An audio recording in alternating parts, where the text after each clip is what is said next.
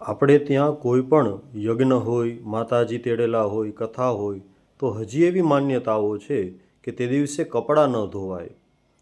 આપણે માનીએ છીએ આ બધું, પણ આની પાછળનું કારણ શું હતું એ આપણે સમજવું જોઈએ.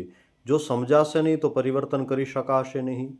એ એટલા માટે હતું કે આપણા ઘરે ભગવાનને બિરાજિત કર્યા હોય, એટલે કે કથા હોય, યજ્ઞ હોય, માતાજી તેડા હોય, ત્યારે કપડાં એટલા માટે ન ધોવાતા કે કપડાં ધોવા માટે આપણે નદીના કિનારે જવું પડતું, ઘરથી ને દૂર જવું પડતું.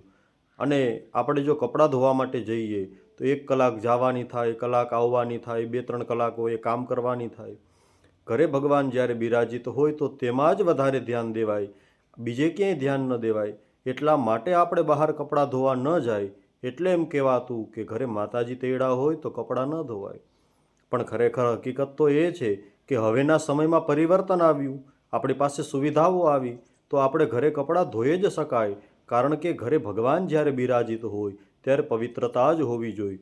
મેલા કપડાં ઘરમાં પડ્યા હોય એ આપણને નથી ગમતા તો ભગવાનને થોડા ગમે. માટે સાચું કારણ જાણો અને સમજો.